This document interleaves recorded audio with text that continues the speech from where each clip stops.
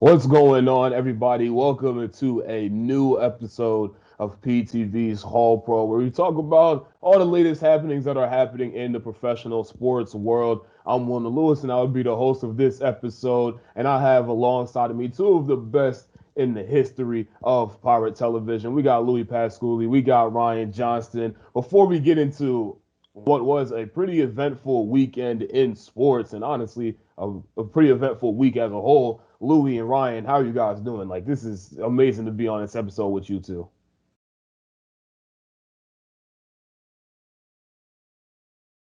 Yo, Will, you're gonna make me blush, man. I thought Louis was gonna go right there, but you're gonna make me blush with all these compliments. Like it's always a good time being on Hall Pro with these two guys. So looking forward to today's episode. There's definitely a lot to talk about. Ryan, you looked like you wanted to go, so I was willing to let you go first. Wilner, your flattery is really awesome. Thank you. I appreciate it. But I think you are one of the best to ever do it here at PTV. But regardless, I'm happy to be talking sports with some of my favorite people. So let's get into it. I don't know if I'm one of the best. I'm just one of the oldest to be here. But let's get right into the news. We do have to talk about some unfortunate news first, just because of the impact that it had on the professional world.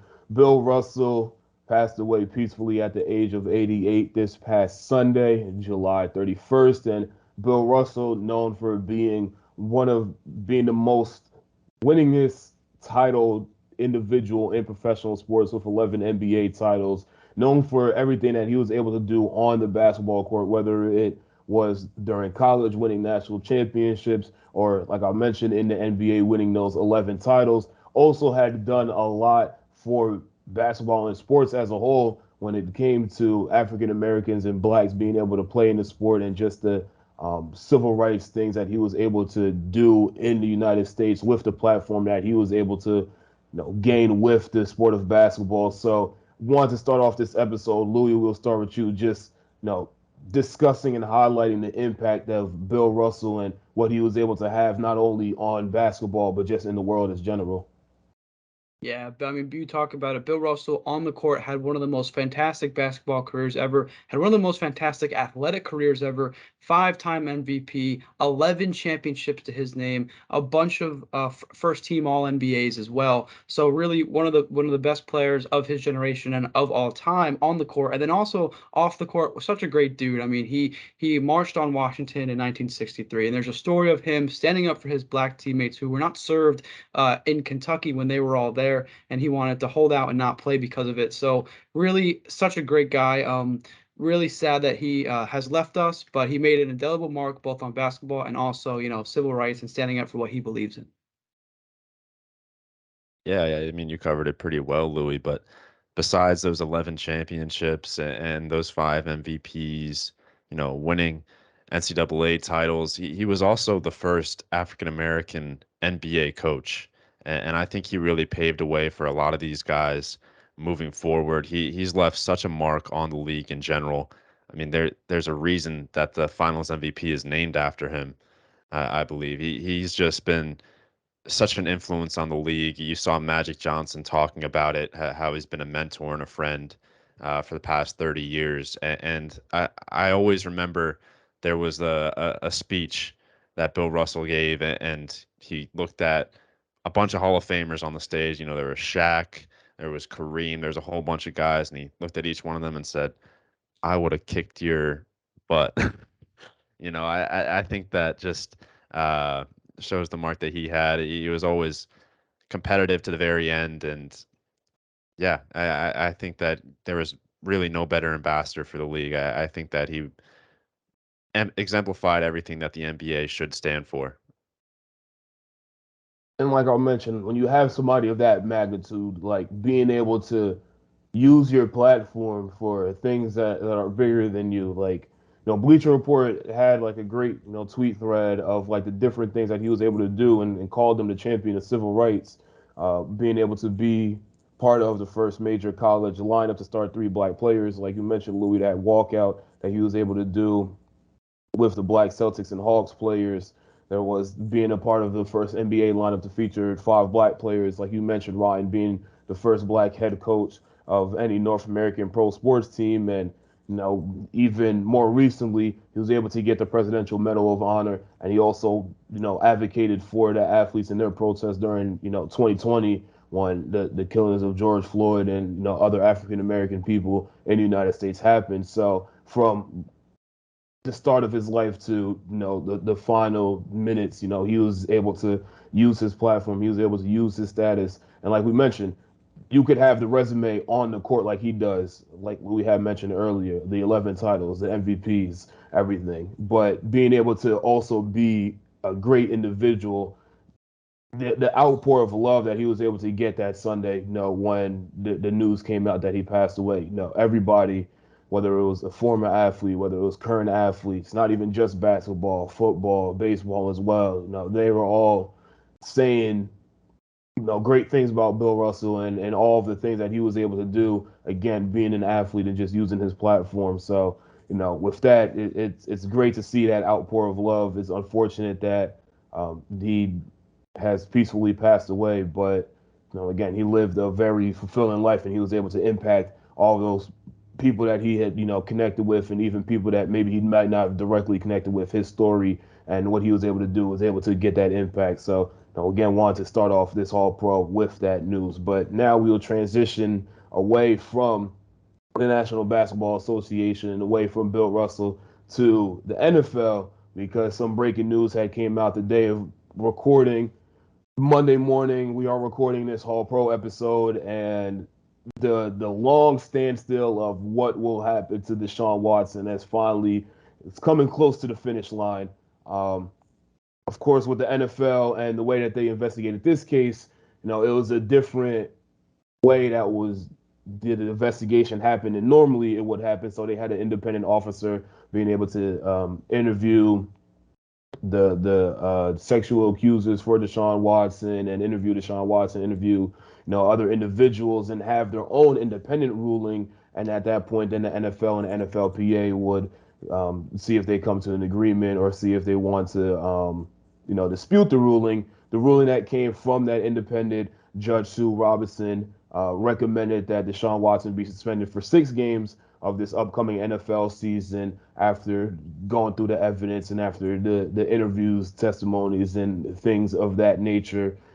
There was a joint release between Deshaun Watson and NFLPA that stated that the NFLPA is going to completely accept whatever ruling that the independent officer would rule. Again, this happened the day before the ruling, which came out today. And the NFL still has about 3 days from the day of recording, again on Monday, to see if they want to either if they want to appeal the ruling to see if it should be a longer suspension. But again, this is a big deal because of the contract that Deshaun Watson was able to get from the Browns. And we knew what he was able to do on a football field and how prolific he was, in the couple of games that he was able to play throughout these past couple of years. Of course, not last year, but, Ryan, I'll circle back to you. Just your initial reaction to figuring out that ruling and what do you think the NFL is going to do and just what does this mean for the Browns and the NFL as a whole? Well, I was just watching Adam Schefter discuss this on SportsCenter, and I think it's really interesting because Judge Robinson, she agreed with everything that the NFL set out to prove. She said that he did act in just an egregious manner towards all of these women, violated them. She said that it gave a negative reputation to the NFL, and the NFL was looking for a year suspension, and she only gave it 6 months because of the precedent that the NFL has set in the league. She said that the actions by Watson, she characterized them as nonviolent, and for nonviolent violations, I should say, the NFL has not. This would be a harsh sentence for a nonviolent violation. That's what she characterized it as. So she went off the precedent that the NFL has set. So they kind of shot themselves in the foot with this one, based on the past leniency that they've given. She based her decision on that. She said that the rules haven't changed, that there was no update to whether or not that uh, this the punishment for this sort of violation would change. So my guess is that the NFL would appeal the decision and try and go to a higher court. But I don't know. I kind of find it hard to blame anyone but the NFL on this one because it's really a result of their actions that Deshaun Watson isn't getting the suspension that they feel he deserves. Well, Brian, I'm happy you brought that up because I actually hadn't heard that. I didn't, see that anywhere. So that is news to me. But yeah, I do question it a little bit only because if you look at other suspensions that the NFL has recently enacted, Calvin Ridley got suspended 1 whole year for gambling, for either betting for or against his team. I'm not sure. But nevertheless, that was an entire year. And then also DeAndre Hopkins got 6 games for using PEDs, which of course is also non-violent. But it seems as though it's just you're right. With the precedent that the NFL has set, this seems a little strange, a little bit off. So I think we will see the NFL appeal this and perhaps try to get more games just to ensure that justice is served here in this scenario. But as for the Browns, Wilner, as you mentioned, I mean, this is obviously, regardless of how long the suspension is, this is going to be a huge blow for the Browns. And also, I've heard rumblings around not me personally, but I wish I knew the GM guys, but I've heard rumblings that other GMs and other organizations are not too happy with how the Browns signed Deshaun Watson to that large contract with all that money guaranteed, knowing that he had some sketchy back history or a backstory, with this scenario. So I think for the Browns, it's obviously going to hinder their football play because when he is playing, he's a good quarterback, and his absence is going to leave a big hole there. But also as an organization, other organizations could look at them and they might not want to do trades with them in the future, or they might not, look up to them as much as they used to previously, simply because they don't like the decision of giving this type of person all that guaranteed money.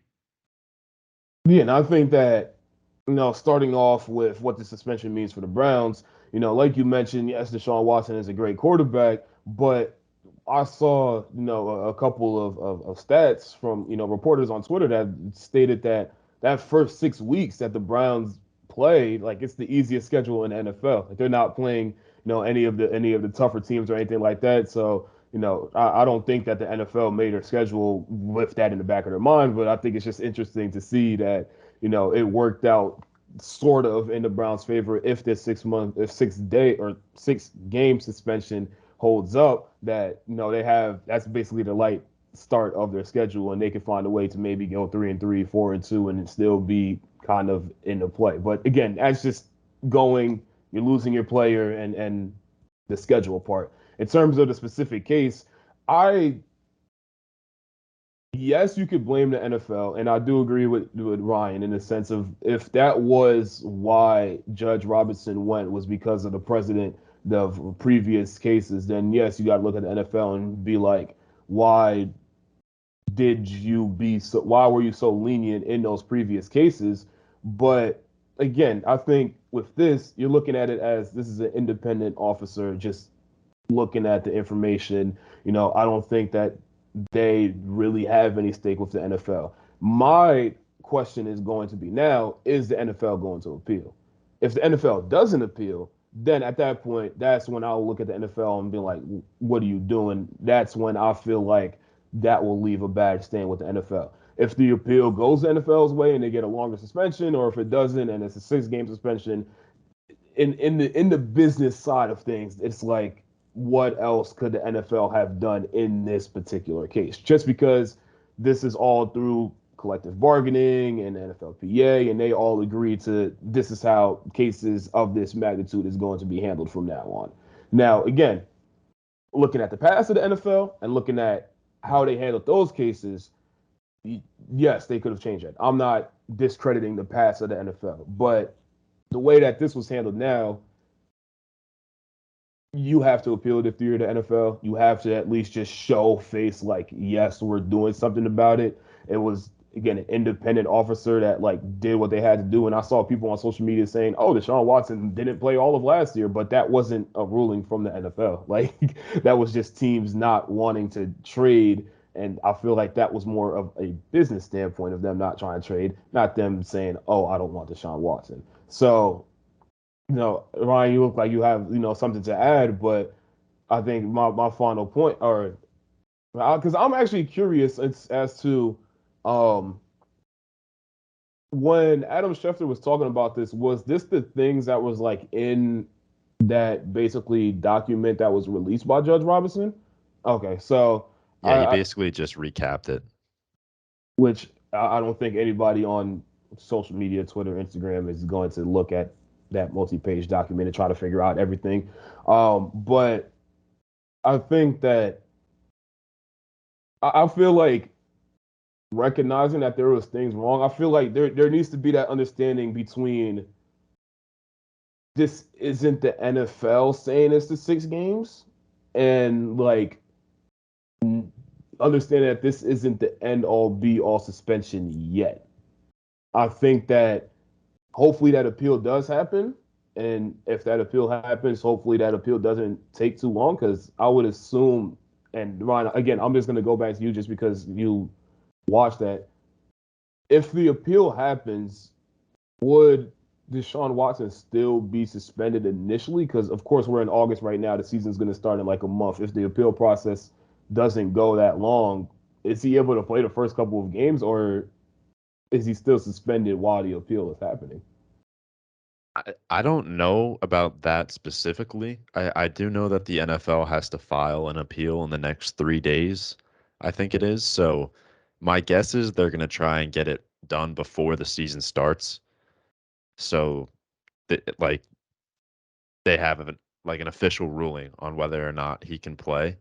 Um, but yeah, I don't want to go around spreading misinformation or Yeah. anything like that. So I really don't know about that.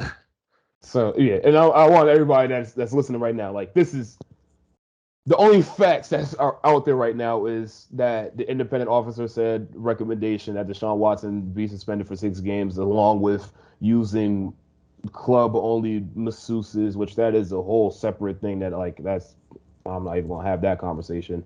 There is the document that's out. I have not read the document verbatim. I will say that as a fact. And it is a fact that from the day of recording, again, from this Monday that we're recording, the NFL has 3 days to appeal the recommendation of the suspension. So technically not suspended yet. It depends on what the NFL does if they do say, okay, we're going to agree with this recommendation and suspend him, or we're going to appeal the result and see if we could get a longer suspension. That will come in due time, and of course, keep up with All Pro because I'm pretty sure if the NFL appeals and there's a ruling on that, we're going to be talking about it. But there's other things that's happening in NFL. Training camp is starting for all 32 teams. A lot of teams are either at training resorts or at their home fields, giving fans an early glimpse of their teams. Of course, when it's the off season, everybody is happy, everybody's ecstatic, everybody thinks that their team could potentially make it to the playoffs or even make it to the Super Bowl. So, with all of these storylines that are happening, even contracts getting signed as well, Louie, I'm gonna start with you. What is, a couple of storylines that you kind of read into that is really piquing your interest to start off training camp? Okay, well, I think Ryan is going to like this one, and I'm going to stick with the storyline of Tyreek Hill calling Tua Tagovailoa the most accurate quarterback in the NFL. Um, I think Tua has a lot to prove in order to show that he's the most accurate in the entire NFL. And I also question his reasoning when picking Tua over Zach Wilson. Now, don't get me wrong, Zach Wilson is most definitely not the most accurate in the NFL, but I don't think Tua is either. So the dynamic in the storyline of Tyreek Hill setting up for his quarterback, which don't get me wrong, if I was a Dolphins fan, I would be so happy that Tyreek Hill has just embraced Tua regardless of the injuries, regardless of how questionable he's played. So like that's awesome. But from an outsider, I'm just looking in like this guy is really buying in. He might be saying a little bit too much, but I mean I guess we'll see. He's a great athlete. I was just watching NFL Network the other day and they were showing a clip of him running a route, falling down and getting up before the ball was there and making the catch and then turning upfield and running. So he's obviously a good athlete and assuming he doesn't fall down in games and Tua can get the ball to him with the so-called accuracy that Tyreek Hill talks about, they actually could be gearing up for a really good season. But that's just something I'm going to keep looking at. And I'll be looking for Tyreek Hill's future comments, maybe on Twitter, maybe in interviews about how good Tua is, and then I'll be looking at Tua to see if he can prove prove Tyreek Hill right. Hey man, all I'm saying is Tua is sounding like a great late round pickup in fantasy. this is ice in the ticker talk from last week. I won't get too much into that, but I'm liking the Tua narratives. I really am liking the Tua narratives. But I'm going to talk a bit about Deebo Samuel because he just signed his contract extension. It was 3 years, I believe, 57 million guaranteed, or something around that. Some people were kind of disrespectful about it on Twitter. I'm not gonna lie. I saw someone saying that Deebo Samuel held out for Gary Trent money, and I was like, "Come on, you can't compare cross league like that. That's not fair."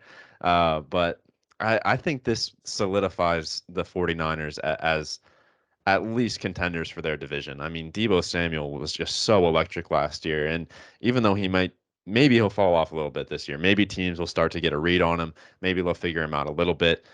A player of his caliber, I don't think you can get that much of a read on, right? I think that the 49ers are going to be very good. I think this was very important for them locking up their future. And if Trey Lance plays well, they could have a big year. Those are definitely two great storylines. I'm gonna go two storylines of my own. One being of a personal interest, and one being something that's like miniature, but it was kind of funny to me. So, NFL Network, was going around to all the training camps and things of that nature, and they were at the Cowboys camp first, and they had Trayvon and Diggs like being interviewed, and they were like, "Oh, let's say the Super Bowl happens, and it's Bills versus Cowboys, brother versus brother. What do you think the matchup is going to be?" Trayvon Diggs was like, "Oh, I'm going to lock up Stephon Diggs. He not going to get anything on me." And then a couple of days later, guess where the NFL Network is now? Now they're at the Bills camp. Guess who's on set? Josh Allen and Stephon Diggs. And Stephon Diggs was like, "I'm not going to say much." And I think Josh Allen said, he said like 11 for 160 and 2 touchdowns. Stephon Diggs would get against Trayvon Diggs, and overall, like, good banter. Like, I definitely love that back and forth against two very elite brothers in their respective positions. I think though that yeah, Stephon Diggs would do Trayvon Diggs dirty. Like, we seen it in the Pro Bowl, and of course, like, it's a Pro Bowl. They're not being that serious, but have it come down to actual like serious game between the Bills and the Cowboys. Bill's gonna do the Cowboys so dirty, man. That would be hilarious. So that is just the minor one. The major personal interest one, of course, for me is going to be Lamar Jackson. And Lamar Jackson is, I don't even think that, I don't even want to say that he's holding out on the contract. It's just like the contract talks for him isn't consistent right now, and we know that Lamar is going to get a lot of money one way or another. Like, he was unanimous MVP. The Ravens redid the offense for his play style. The Ravens were the number one seed in the AFC before he went down with his injury last year. You would think, let's tie up a contract with Lamar Jackson right now. But again, the talks of Lamar and the Ravens are, I don't, even me being a Ravens fan, I can't tell you where it is, because it seems like you look at some reports and it's the Ravens that are holding up and not willing to give him enough money. You look at some reports and saying Lamar Jackson isn't really focused on the contract right now. And it's a unique case too, because Lamar Jackson doesn't have an agent. It is him and his mother that's negotiating the contract. So you're not going to get any, inside information. You're not going to get any scoops. You're not going to get anything. Like, and this being such a unique case, like, one, I like it as well because it gives the player, that much more power. Like, if you had leaks coming out left, right, and center, then it's not really as interesting. And I think that as a player, especially a player of that magnitude, you should be able to negotiate what you're worth. And you look at all the contracts that has been coming out this past year, with Kyler Murray, getting his contract. You see, we talked about Deshaun Watson, his contract, Patrick Mahomes, his contract. You would think Lamar Jackson is going to be on that tier, maybe a little bit higher with the contract as well. So, me as a Ravens fan, I'm fully prepared for us to back up the Brinks truck and give him about 300 million over, I don't know, 6 years, 10 years, whatever it might be. But Lamar has made it known, one, that he wants to be a Raven for life. Two, over this past offseason has added on a lot of weight. I think he said that he went from like 205 to 230 or something like that, which is real good weight for a quarterback that is as mobile, and also you would assume that it goes to his arm strength as well. And it's just overall should be a very interesting year for Lamar Jackson because we've seen as we transition now to the MLB, players that hold out and really bet on themselves and it's starting to work really good for them. And that player being Aaron Judge. Now, we're going to talk about Aaron Judge specifically in a little bit, but first we need to talk about the bigger storyline for us here in the New York market, and that being the Subway Series that happened last week. Of course, part one of the Subway Series, because part two will be happening in the end of August when they play at Yankee Stadium. But the Mets and the Yankees played at Citi Field for 2 games, and the Mets got both of those games 6-3 in the first one, and they walked off in the second game 3-2. That being said, Yankees have the better record. They have, I guess, more of a spotlight on them. But the Mets being able to win the Subway Series, they're getting some assistance coming back, as we'll talk about a little bit later. Who runs New York? I don't know who runs New York. So, Louie, I'm going to start with you. Does this Subway Series mean the Mets run New York now? As a Mets fan, no. And it's kind of sad, but that's how it is. You mentioned the Yankees. They have a better record. They've been playing a little bit better. And if one more Yankees fan says 27 to me, I'm gonna lose it. But that is a reason why they would still run New York. However, I do think this thing can change, though. I think that if the Mets are able to win the next 2 games of the Subway Series, and then also make a deep run into the playoffs, I think then we could be seeing a Mets run New York for the first time in almost forever. The Mets only have 2 World Series, so I think it's possible for the dynamic to switch, but as of right now, still going to go with the Yankees. As you mentioned, Wilnir, they have a fantastic player who we're going to talk about in a little bit who could be winning MVP. So I think for now, the Yankees run New York. But for bragging rights purposes, the Mets have it right now, and I would love to see the Mets win 1 or 2 of the next games in the next Subway Series because then bragging rights purposes, the Mets would have it locked up. Well, I know Wilner's a big Yankees fan, so I know who he's gonna say. But I don't really know if you can. I guess the Yankees run New York right now. I mean, the Subway Series, it's always entertaining. The Mets, obviously, like you guys said, got this one. Um, the Yankees really don't have that much better of a record than the Mets do right now. They're a few games ahead, but it's not like leaps and bounds. So. I don't know. I mean, I think that one series in the middle of the season, a 2 game series in the middle of the season, isn't the best way to determine who runs New York. I think it's the World Series. That's all I'm going to say. I would love a Mets Yankees World Series. Think about the New York fans, the New York market media. They would all be going nuts for that.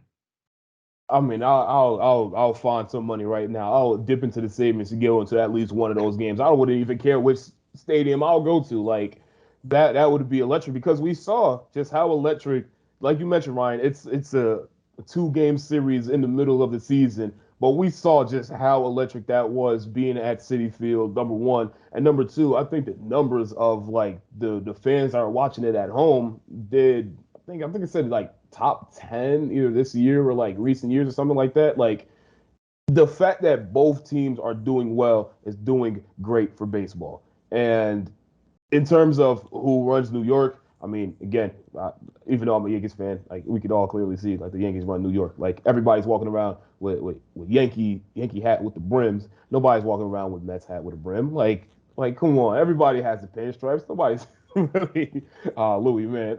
You don't count. You're a Mets fan. I'm saying you walk I into a am. random. I walk around with Mets hats. Listen, but when you on 42nd Street and you're looking at all those like random corner stores that are just down that street, what they have outside, it's the Yankees That's hat, fair. baby. That's fair. But I will Stupid say, pinstripes. I will say though, the Mets as of right now over the past couple, I'll say over the past 1 or 2 weeks, has been looking like the better team. I believe they're on a 5 or 6 game win streak right now. So, they're looking like more of the stronger team when it came down to end of August. And honestly, or not end of August, end of July, and honestly, throughout the month of July, where the Yankees are starting to skid a little bit over these past couple of games. But overall, though, I think you have to have them meet in the World Series one way or another. And I think both teams do have the opportunity to do it, as both teams are starting to find a way to bolster their roster with the trade deadline really coming close at, again, the time that we're recording here on this Monday. The Yankees, literally minutes after the Subway Series against the Mets, like the ball was still in the air by the time they finalized this deal, but getting Benintendi, the left fielder from the Royals, on a trade. There's been issues with his vaccination status as the initial news came out, because the Royals were going to play a game in Toronto, and then it came out that, he wouldn't be able to make the trip because he wasn't vaccinated. And then, of course, coming down to the Yankees, you're in a division with the Blue Jays, and they're going to have to play the Blue Jays down in the season as well. So the initial questions were, what's his vaccination status going to be? There was reports that said that he might get the vaccine. And then he kind of was 50-50 on the line about it. But at the end of the day, forget that. He's a really good player, and he has shown he batted leadoff in that first game against the Royals, moved down in the lineup, but has still shown that he is a pretty good left fielder for a position that, if the Yankees needed help with on the defensive side, that was definitely one of the positions that they needed, with Joey Gallo really not being the batter that people would have expected him to be. So I'm going to start with you, Louie. With getting this trade, and even another trade that happened right before we were starting to record with the Yankees, as they were able to get a pitcher. How does these trades and these accusations really help the Yankees potentially push to get to that World Series? Yeah, well, the Yankees lost 2 games, and I'm like, oh, we got to make the roster even better. No, but yeah, Benintendi is a really good addition. He was batting 320 before coming to the Yankees, which is absolutely absurd. He had 39 RBIs with the Royals, and like you said, with Joey Gallo really not performing as well as all Yankees fans thought he would. Now the Yankees fans have kind of turned on him, at least the ones that I'm friends with, and they are if they think he's on the way out, they don't want to really root for him anymore. And also Aaron Hicks, another outfielder the Yankees have, who hasn't really been playing up to par. As of recently, he's doing a little bit better, but this addition of Benintendi is really going to help them get that outfield depth, because obviously Aaron Judge, I mean, he's going to be there forever, and he is very, very good at hitting the baseball, but so is Benintendi. And like I said, I think you stick him in an already powerful hitting lineup, he's going to do really well, and he's going to, help out the. I don't know where he's going to bat, but I assume he'll be in the bottom half of this lineup, and so it's going to help instead of having three straight outs with an outfielder and then Higgy or one of their other catchers that they have. So I do think that this is a really good addition, and we could see that this could prove really well for them if it pans out, and they go far in the playoffs and he does well. I mean, do I hear the best all around outfield in baseball right now? I mean, this outfield is kind of nuts. You got obviously Benintendi, you got Judge, you got Stanton when he's healthy, Matt Carpenter in the reserves, Aaron Hick in the reserves, Joey Gallo in the reserves. Like, it's just kind of stacked. And Benintendi is so good in the batter's box too. He's just so consistent. And some of the Yankees hitters have not been the most consistent this year. They've been kind of boom or bust. So, I mean, talk about Joey Gallo. Like, that is literally Joey Gallo right there, boom or bust in the batter's box. So getting a guy that's more consistent, can get on base, I mean, that's going to be huge for them moving forward. And he's also a Golden Glove winner. So I don't really see how this trade, unless he just performs poorly. I think this is a great pickup for the Yankees moving forward. Yeah, and Benintendi has definitely earned his stripes these past couple of games. It's been pretty solid. Definitely, again, being better than Joey Gallo. Like, Joey Gallo, like, it just seems like every time he comes up to bat, the Yankees fans are just kind of like, oh, well, here comes another out. Like, there is literally the one video of, I think, what was either I think the first game or the second game. I don't remember which game of the Subway Series, but you had that one fan that was like on the phone. He was like, oh man, here comes Joey Gallo. Like, he's gonna strike out. And what happened? 3 pitches, he striked out. So that was, again, kind of just the frustration of Yankees fans with Joey Gallo. But again, being able to get a high caliber outfielder when it comes to fielding the ball, as well as somebody that's decently well in the batter's box, that combo was definitely going to help the Yankees because again, the outfield and specifically the left outfield was a position that the Yankees really needed to help out defensively. And of course, just quickly touching on the other trade that happened before we came on, the Yankees were able to get Scott Efros from the Cubs, and he is a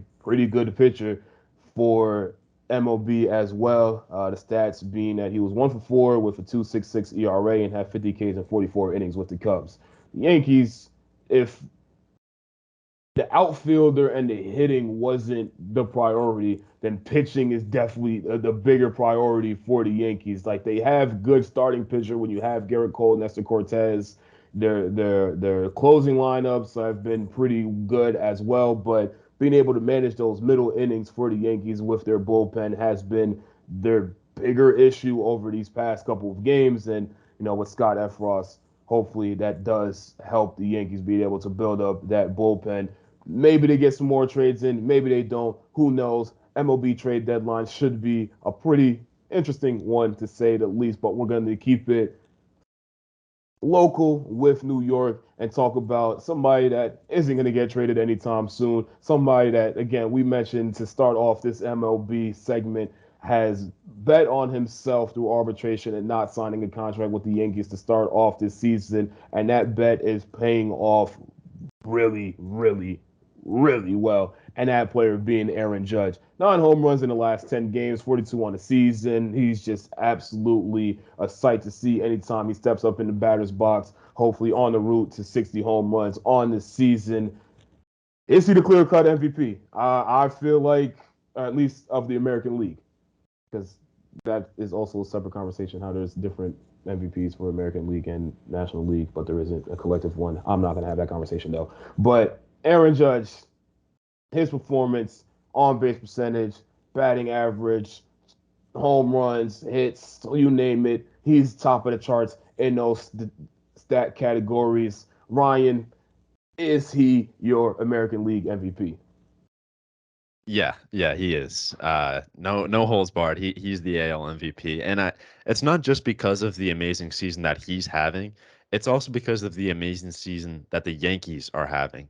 They are just so good right now, and he's the best player on the best team in the league. That guy typically wins the MVP. Am I wrong? You gave me a face there, Will. Not at all. No, they're not wrong at all. Okay. You're not wrong at all. I was looking at other, stats about Aaron Judge and stuff like that, and I was just like, this guy's nasty. Yeah, I mean, confused there for a second. I mean, Shohei is second right now, and obviously we know how good he is. Last year's AL MVP and Major League Player of the Year, but the Angels just aren't as good, and I think voter fatigue will be a factor as well. Voters typically like to vote in a new guy. They want the storylines. I think Aaron Judge has it pretty much locked up. As long as the Yankees keep playing well, they don't even have to be playing at like the blistering win percentage that they have right now. They just need to keep it pretty good, and Judge needs to keep up this level of play throughout the rest of the year, and he should have it on lock pretty much. Yeah, I'm gonna have to agree with you. It seems like this dude, Aaron Judge dude, just hits home runs in his sleep. He's hit like 12 home runs in 14 games recently, which is an absurd stat in and of itself. I would love to say that Shohei is going to win MVP. I think if you take the word valuable and define it, he is a more valuable player because he plays pitcher as well as designated hitter. But I understand that the MLB doesn't want to see that guy win it every single year that he's in the MLB just because he does that. I would love to see that, but the MLB doesn't want that. And like you said, Ryan, it is the best player on the best team, so it does make sense for him to be the AL MVP. So yeah, I'm gonna agree with you and think that he's gonna take it home. I think Otani would have had a better case if the Angels were actually doing pretty better. And it's crazy for me because I remember at the beginning of the season, everybody was like, "Oh, LA and New York are running the ML are running the major leagues because you had the Mets, leading the division, Yankees leading the division, Angels leading the division, Dodgers leading the division, and then it's like now the Angels have completely just fallen off a cliff." Like you mentioned, Louis, Otani clearly valuable. Like had Otani not been on the Angels, you're looking at probably a double A, triple A team in that sense. So yes, he's more valuable. I think if the Angels were a little bit better and they were able to keep that track that they were on to start off the season, then maybe that conversation gets a little bit more interesting. But yeah, they've fallen off a cliff. The Yankees have still been at the top of those standings. And when you have a player like Aaron Judge with the stats that he has, and like you guys have mentioned, so I'm going to just say it one more time, but I'm not going to deeply dive into it. Best player, best record, easy voting for the voters to put him as the AL MVP. Otani probably going to get second, but I think it's going to be a huge gap, at least as of right now, between Aaron Judge and Shohei Otani.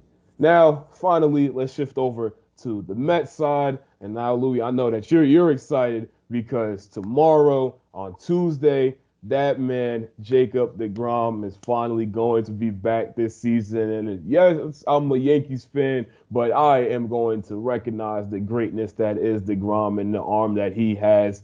And it's honestly going to be pretty scary if Degrom is able to get back to the speed that he was, winning those Cy Youngs because the Mets bullpen, I'll admit to you, has been pretty good. Max Scherzer, of course, coming in, and then even the other arm that the Mets have, like it, adding Jacob Degrom to what has already been a pretty good bullpen is going to be very, very good for the Mets. But are we going to see the old Jacob Degrom in the minors? It looks like yes, and then there was that time where he gave up the back-to-back home runs, and it's like I don't know. So Louis, we're going to start with you. Just your excitement seeing Jacob Degrom back with the Mets, and overall, what do you think you're going to be able to see from him in these first couple of starts, and honestly for the push towards the playoffs?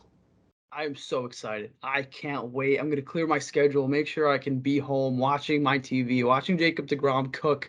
Me and my friends came up with a nickname for him, DIL, because he's always on the injured list.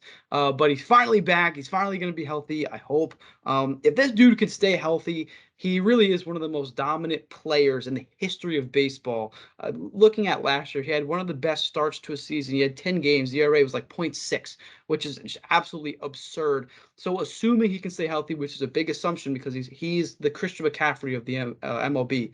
He's had a lot of injury problems, but he's really good when he's on the pitch or on the field. I mean, so nevertheless, I think that if he can stay healthy, he's really going to help this team. As you said, Max Scherzer has been pitching well. Tyler Megill is out, but if he comes back, he is a really key part of this team. Um, uh, Carlos Carrasco has been pitching really well, really good as well. He has 7 wins on the season, I believe. So yeah, the starting rotation for this Mets team is going to be crazy. I really hope he can stay healthy because if he does, we're going to witness history. He's going to do some crazy DeGrom-like things that only DeGrom can do. So I'm here for it.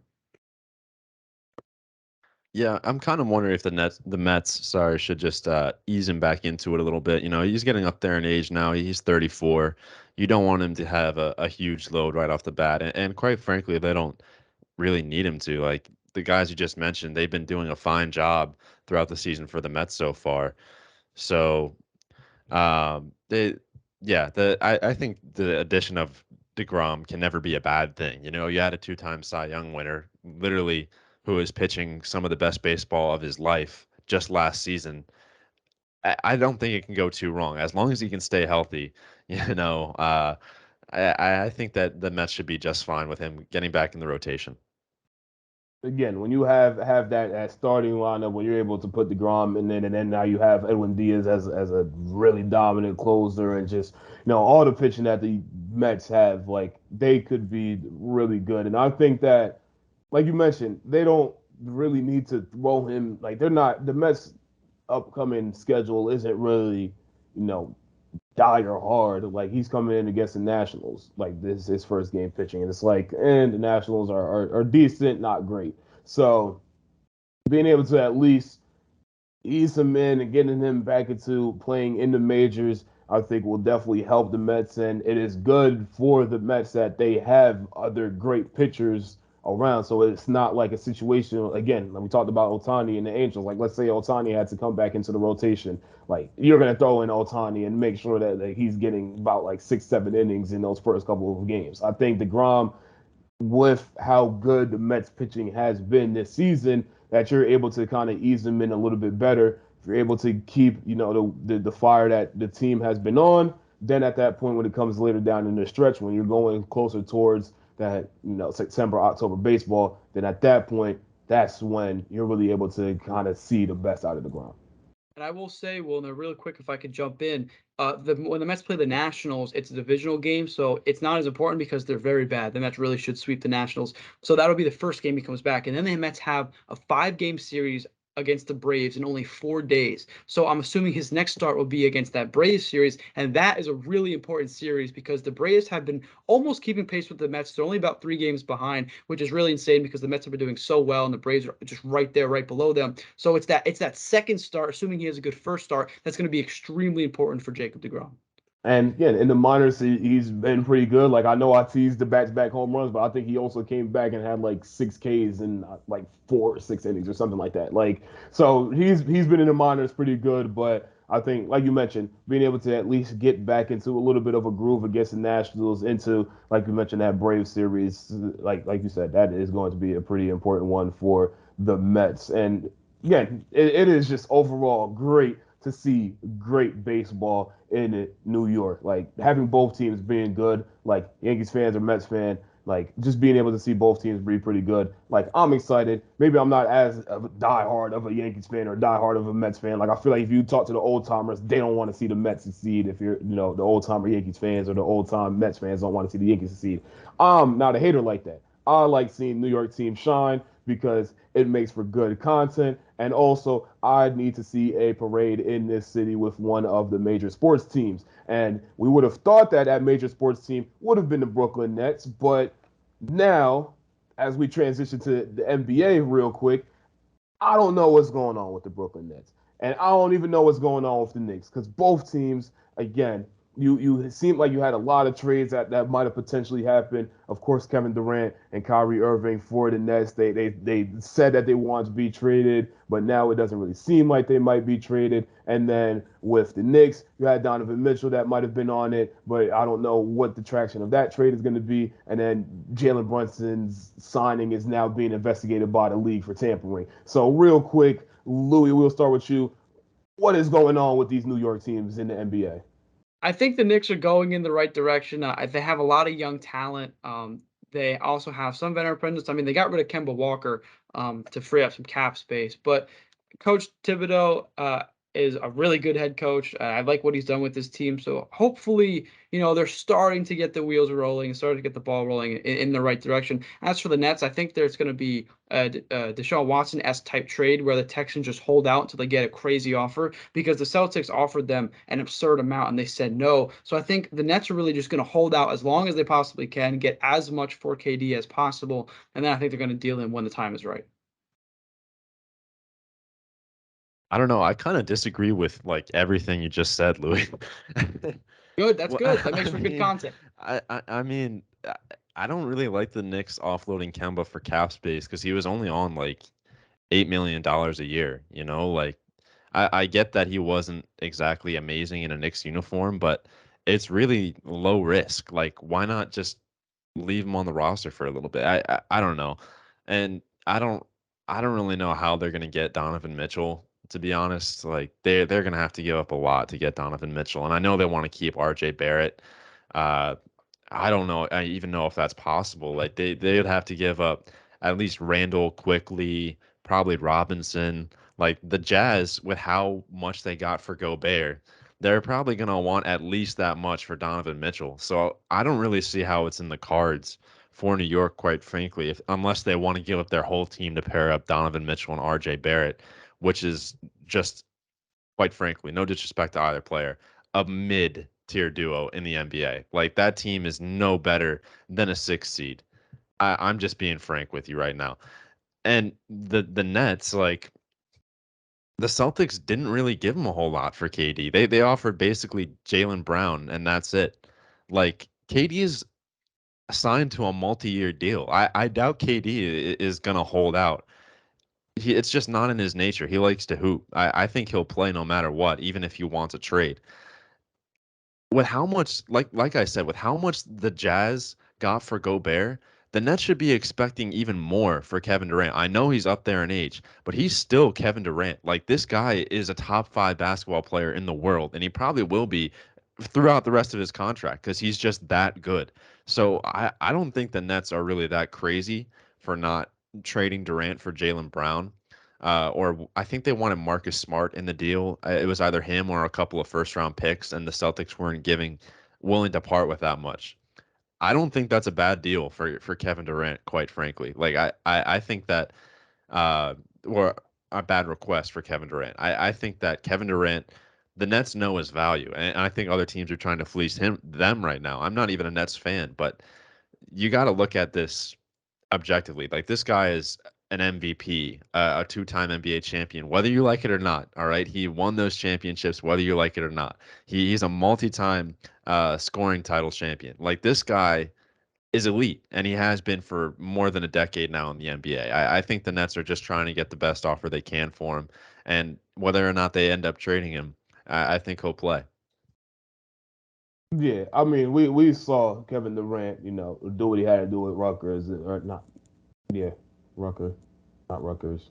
That's two different things. But what we saw with Kevin Durant, like when he wants to hoop, he's going to hoop, and he is a hooper's hooper. Like that is like if there's one person that just loves playing basketball, it's going to be Kevin Durant. So does Kyrie Irving maybe hold out? Like I know he said no, but who knows when the season starts? But Kevin Durant, I don't think we're going to see him in a uniform one way or another. I think probably is going to be a Nets uniform because, like you mentioned, Ryan, there is a lot of value in Kevin Durant, and I don't think any team is willing to offer all of that to try to get him.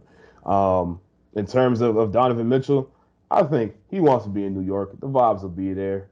The Knicks, it'll make them a little bit more relevant to have Donovan Mitchell and Jalen Brunson and all of that. So why not? The vibes, the vibes. That's all you got to think about when it comes to Madison Square Garden because that's the only thing that you can market for the Knicks. But with that all being said, though, that unfortunately ends this episode of Hall Pro. We should have probably started with with the Knicks and the Nets, the way that you guys were going back and forth at it. But again, that does it for Hall Pro. It was a great episode, great content. Make sure to check out all of the other content on PTV's YouTube channel and their podcasting services as well. But for Ryan Johnston, Louie Pasculli, I'm Wilnir Louis saying so long and see you later.